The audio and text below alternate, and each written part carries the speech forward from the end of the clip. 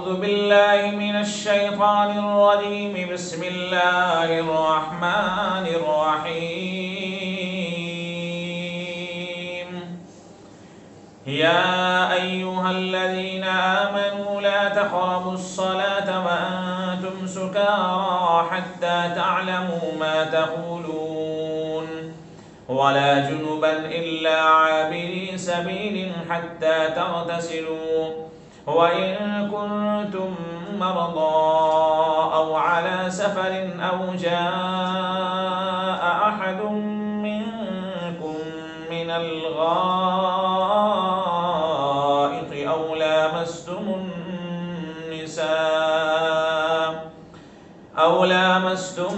النساء فلم تجدوا ماء فتيمموا صعيدا طيبا فامسحوا بوجوهكم وأيديكم إن الله كان عفوا غفورا صدق الله العظيم. محترم حضرات، سامعین کرام، اللہ تبارک و تعالی نے انسانوں کے اوپر، خاص طور پر مسلمانوں کے اوپر بے شمار نعمتیں، رحمتیں نازل فرمائی ہیں۔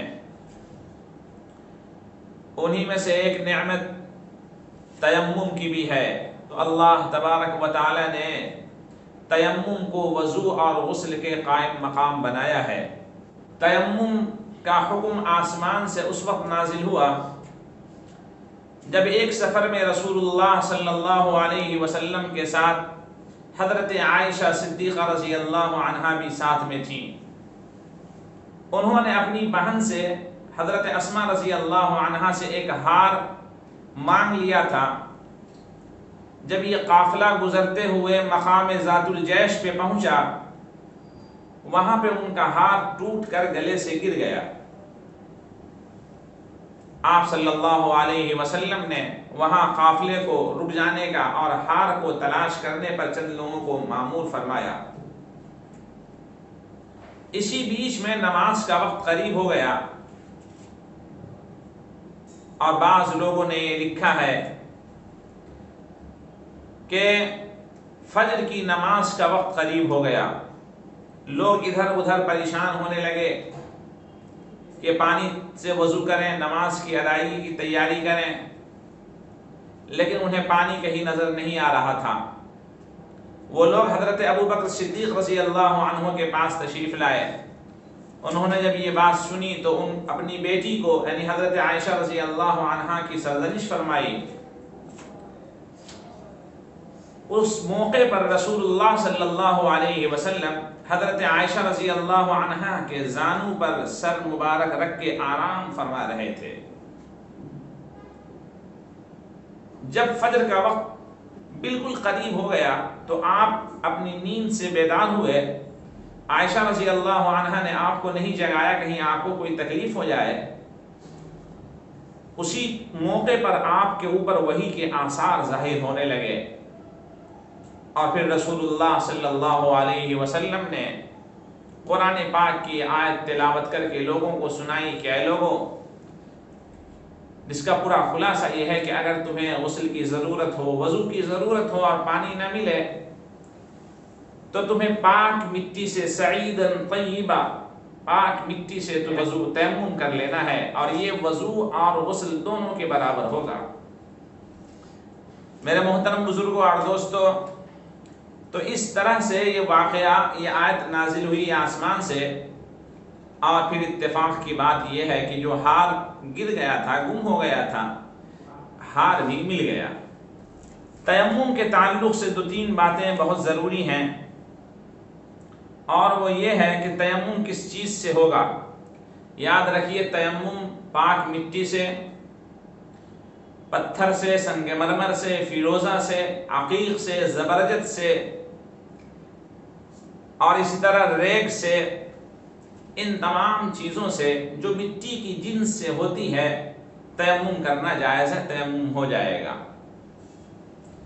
جو چیز جلنے کے بعد راکھ نہ ہو جائے اور نرم نہ پڑے ان تمام چیزوں سے مٹی کی جو جنس ہو تیمم جائز ہے۔ لکڑی جلانے کے بعد خراب ہو جاتی ہے، راکھ ہو جاتی ہے، سونے چاندی جلنے کے بعد نرم ہو جاتے ہیں، اس سے تیمم نہیں ہے۔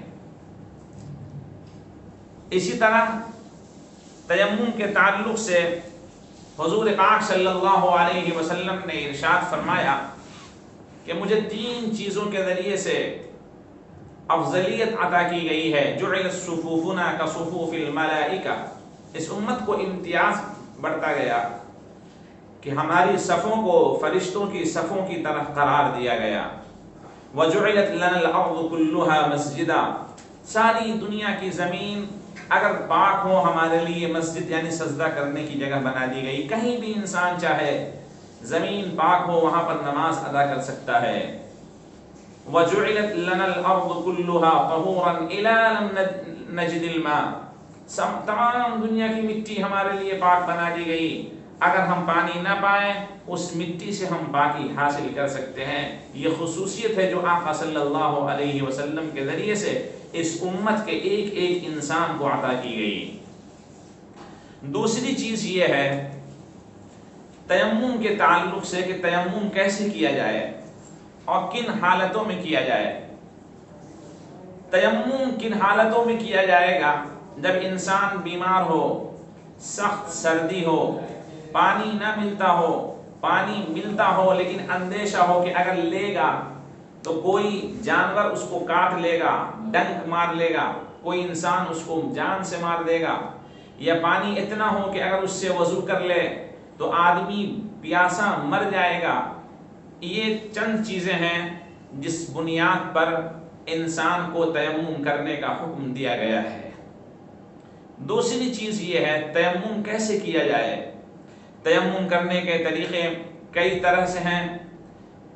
ایک طریقہ یہ ہے کہ انسان مٹی کے اوپر ہاتھ رکھے اور یوں ایسے جھاڑ لے، اس کے بعد اپنے چہرے کے اوپر اس کو اچھی طرح مل لے، پھر دوبارہ ہاتھ رکھے مٹی کے اوپر، پھر اگر مٹی زیادہ لگ گئی ہو تو ایسے جھاڑ دے اور دونوں ہاتھ کہنیوں تک یہ پھیر لے، ایسے انگلیوں کا خلال کر لے، چھلے وغیرہ ہو تو اس کو ہلا لے۔ یہ تیمم کا ایک طریقہ ہے جو فقہاء کرام رحمۃ اللہ علیہم کے نزدیک عام ہے۔ محدثین کے نزدیک تیمم کا ایک طریقہ اور ہے، اور وہ یہ ہے جس کو بہت لوگ کم جانتے ہیں۔ ایک ہی دفعہ مٹی پہ ہاتھ رکھے اور چہرے کے اوپر اس کو مل لے اور پھر یوں ایسے مل لے۔ یہ بھی ایک تیمم کا طریقہ حدیث سے ثابت ہے۔ میرے بزرگوں اور دوستو، بعض لوگوں نے صرف ہتھیلی پہ، چہرے کے ساتھ ہتھیلی پہ تیمم کرنے کو بھی لکھا ہے۔ بہرکیف اس میں کوئی بات نہیں۔ اگر ہم نے پہلا طریقہ جو اختیار کیا ہے، ہاتھ مٹی پہ ایسے رکھنا، جھاڑ لینا، پورے چہرے کے اوپر مسح کر لینا، پھر دوبارہ ہاتھ مٹی پہ رکھنا، دونوں کہنیوں سمیت ہاتھ کو مسح کر لینا، اس طریقے کو اگر اختیار کیا جائے تو تینوں طریقے اس میں شامل ہو جاتے ہیں۔ یہ کتنا ہی بہتر طریقہ ہے۔ ایک ضروری مسئلہ ٹھنڈی کے موسم مناسبت سے عرض کرنا ضروری سمجھتے ہیں، جس کے بارے میں لوگوں کو علم کم ہے، اور وہ یہ ہے کہ اگر انسان سخت سردی کے موسم میں ہو، پانی گرم کرنے کا کوئی انتظام نہ ہو، یا ریگستان میں ہو، سخت ہوائیں، سرد ہوائیں چل رہی ہوں، اور انسان ناپاک ہو جائے یا بیوی سے ہم بستر ہو جائے تب بھی ناپاک ہو جاتا ہے۔ اب اگر پانی استعمال کرے گا تو ہلاکت کا، مر جانے کا یا بیماری کے لگ جانے کا اندیشہ ہے۔ ایسے موقع پر انسان کو تیمم کر لینا چاہیے، اور اس کی 2 دلیلیں حدیث شریف سے ملتی ہیں۔ ایک دلیل یہ ہے، غزوۃ ذات السلاسل میں حضرت عمرو بن العاص رضی اللہ عنہ، حضرت عمرو بن العاص رضی اللہ عنہ یہ لشکر کے امیر تھے۔ وہ تشریف لے گئے، ایک جگہ پڑاؤ ڈالا۔ اتفاق کی بات ہے کہ ان کو ناپاکی ہو گئی، نہانے کی ضرورت پیش آئی، بہت سخت ٹھنڈ رات تھی۔ انہوں نے گندگی کو دھلا، وضو فرمایا، تیمم کیا اور فجر کی نماز پڑھا دی، امامت فرمائی۔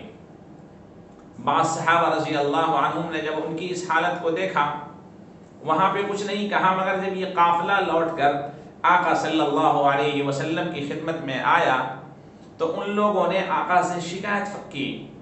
آپ صلی اللہ علیہ وسلم نے حضرت عمرو بن العاص رضی اللہ عنہ کو بلایا اور ان سے پوچھا کہ عمرو بن العاص، تم نے آخر یہ کام کیوں کیا؟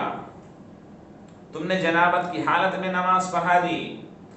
وہ فرماتے ہیں کہ اس وجہ سے غسل نہیں کیا کہ مجھے سردی سے ہلاکت کا اندیشہ تھا، اور اللہ تبارک و تعالی ارشاد فرماتا ہے وَلَا تَقْتُلُوا أَنفُسَكُمْ إِنَّ اللَّهَ كَانَ بِكُمْ رَحِيمًا، اپنے آپ کو ہلاکت میں مت ڈالو، اللہ تبارک و تعالی بہت ہی غفور الرحیم ہے، تم پر مہربان ہے، رحم کرنے والا ہے۔ یہ سورہ نساء کی آیت نمبر 29 ہے۔ اس کو سننے کے بعد رسول اللہ صلی اللہ علیہ وسلم مسکرائے اور کچھ نہیں فرمایا۔ ایک دوسرا واقعہ ہے کہ ایک موقع پر حضرت عمران رضی اللہ عنہ اس کو روایت کرتے ہیں کہ ایک موقع پر رسول اللہ صلی اللہ علیہ وسلم نے نماز کی امامت فرمائی، اور امامت فرمانے کے بعد آپ پیچھے کی طرف مڑے، دیکھا کہ ایک صاحب کنارے بیٹھے ہوئے ہیں، جماعت سے الگ علیحدہ ہیں۔ آپ نے ان سے پوچھا کہ تم نے نماز کیوں نہیں پڑھی؟ انہوں نے فرمایا کہ یا رسول اللہ صلی اللہ علیہ وسلم، میں ناپاک ہوں، جنبی ہوں۔ آپ صلی اللہ علیہ وسلم نے ارشاد فرمایا علیک بالصعید فإنہ یکفیک، متفق علیہ کی یہ حدیث ہے کہ مٹی تمہارے لیے کافی تھی اور اسی سے تم وضو تیمم کر لیتے، تمہارے لیے وہ پاکی کا کام کرتی۔ اس سے بھی پتہ چلا کہ اس پریشانی کے عالم میں ناپاکی سے پاکی کا یہ طریقہ ہے۔ ایک اور بات عرض کرتا چلوں، اور وہ یہ ہے کہ اگر کوئی زخمی ہو جائے، ایسی صورت میں جب ڈاکٹروں نے یا بعض جانکار لوگ یہ کہیں کہ اگر اس کے اوپر پانی ڈالا جائے گا کوئی انسان ناپاک ہو جائے تو کیا کرے، وہ تیمم کرے یا غسل کرے؟ اس موقع پر بھی تیمم کرنا چاہیے آدمی کو، اور اس کا طریقہ یہ ہے کہ حضرت جابر رضی اللہ عنہ کی روایت ہے، وہ روایت کرتے ہیں کہ ہم ایک سفر میں تھے، ایک شخص کو پتھر لگا اور وہ زخمی ہو گیا، خون آنے لگا۔ لوگوں سے انہوں نے مسئلے دریافت کیے کہ مجھے نہانے کی ضرورت ہے۔ بعض کم جانکار لوگوں نے یہ بتا دیا کہ تمہارے لیے نہانا ضروری ہے۔ اتفاق سے انہوں نے غسل کیا، پانی سر کے اندر، زخم کے اندر چلا گیا۔ اس بنیاد پر وہ اللہ کو پیارے ہو گئے۔ جب یہ واقعہ رسول اللہ صلی اللہ علیہ وسلم سے بتایا گیا تو آپ بہت سخت ناراضگی کا اظہار فرمایا۔ آپ نے فرمایا انتم قتلتمو، تم لوگوں نے اسے مارا ہے، اللہ اسے ان لوگوں کو مار دے۔ اور پھر آپ نے یہ فرمایا کہ جب کوئی انسان اس حالت میں ہو تو اس کو مسح کر لینا چاہیے یا تیمم سے کام لینا چاہیے، اس کو نہانے کی کوئی ضرورت نہیں تھی۔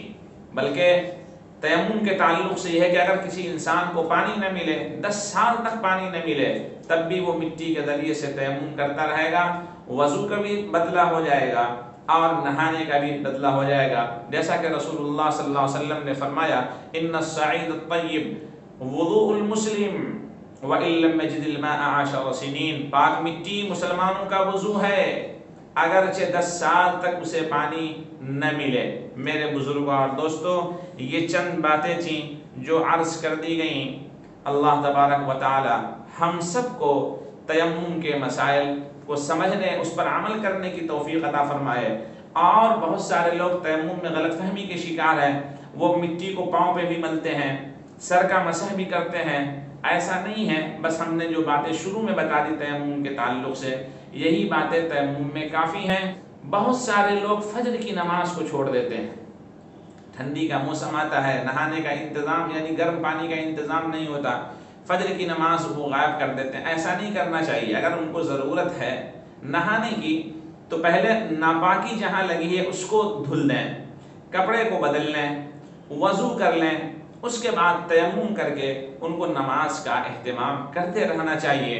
اور کبھی بھی کہیں سفر میں ہو، حضر میں ہو، ہوائی جہاز میں ہو، کہیں بھی ہو، ریل میں ہو، اس طرح کی کوئی ضرورت پیش آ جائے ناپاکی کی تو پاک کرنے کے لیے مٹی کا سہارا لینا چاہیے، یا مٹی کسی دیوار پہ یا کسی چیز پہ لگی ہوئی ہو، شیشے پہ یا لوہے پہ، اس کے اوپر ہاتھ ایسے رکھ کر ایک مرتبہ ایسے پھیر لیں، پھر دوبارہ ہاتھ دوسری جگہ پر رکھے، پھر دونوں ہاتھ پر پھیر لیں، ایسا کر لینا، یعنی تیمم اس کے لیے نہانے کا بھی بدلہ ہو جائے گا اور وضو کرنے کا بھی بدلہ ہو جائے گا۔ تیمم کر لینے کے بعد انسان کو نہانے اور وضو کرنے کسی چیز کی ضرورت نہیں رہتی، یہ دونوں چیز کے لیے کافی ہے۔ استنجا کے بعد بھی تیمم کر سکتا ہے، اور اسی طرح انسان کوئی ناپاک ہو گیا، ہم بستر بیوی سے ہو گیا، تو اس سے پاکی کا بھی ذریعہ تیمم یہ کافی ہے۔ اللہ تبارک و تعالی ہم سب کو کہنے کے ساتھ عمل کی توفیق نصیب فرمائے۔ وآخر دعوانا ان الحمد للہ رب العالمین۔